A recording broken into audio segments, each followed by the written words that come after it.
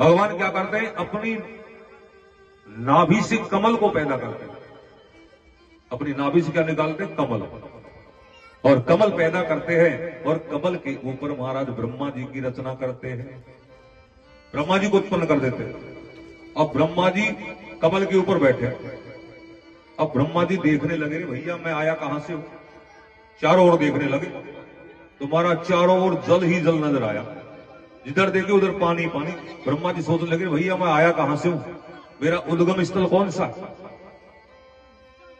अब तो ब्रह्मा जी ने नीचे देखा तो भैया कमल की डंडी नीचे जा रही थी भगवान की नाभि की ओर, वो डंडी नीचे की ओर जा रही।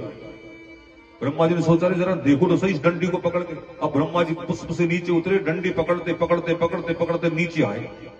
कई वर्ष हो गए पर उसका कहीं अंत ही नहीं आया। फिर ऊपर आए, फिर नीचे गए, ऊपर आए, नीचे आए, बराबर चलता रहा। कई वर्ष बीत गए पर उसका कहीं अता पता नहीं लगा।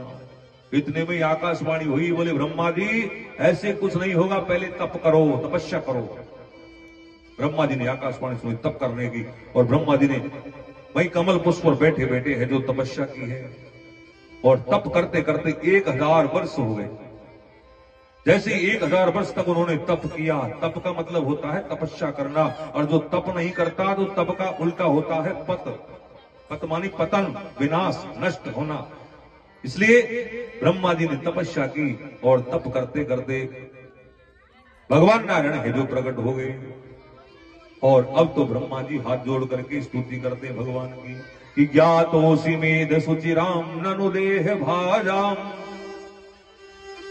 ले ज्ञायते भगवतो गतिरित्यवज्जम नान्यस्वदस्ति भगवन्नपि तन्न शुद्धम माया गुणम व्यतिकरांत दुरुर्विभासी। ज्ञातोऽसि मेद सुचिराम, हे प्रभु मैं आपको आज जान पाया हूं, आज मैं आपको पहचान पाया हूं। और जब तक आपको जीव जानेगा नहीं तब तक कुछ कर नहीं सकता है। भगवान ने कहा, बोले जब तुम मुझे जान गए तो अब मैं जो कहूं ना वो करो। ब्रह्मा जी ने कहा, महाराज क्या करूं। भगवान ने कहा, बोले अब मैं जो चाहता हूं वो करो। मैं सृष्टि को बढ़ाना चाहता हूं, मैं एक से अनेक होना चाहता हूं, इसलिए तुम एक से अनेक अब सृष्टि को बढ़ाओ। ब्रह्मा जी ने कहा, ठीक है महाराज। अब तो ब्रह्मा जी महाराज क्या करते हैं, सृष्टि की रचना करते हैं। और सृष्टि की रचना करते करते क्या किया, जिस कमल के ऊपर वे बैठे हुए थे उस कमल को ही आधार माना, और आधार मान करके 7 लोग नीचे और 7 लोग ऊपर 14 लोगों का निर्माण कर दिया। अतल लोग, वितल लोग, सुतल लोग, महातल लोग, रसातल लोग, इस तरह 14 लोग बना दिए। लोग बना दिए 14। अब 4 युग बनाए, सतयुग, त्रेता, द्वापर और कलयुग। ये 4 युगों की रचना कर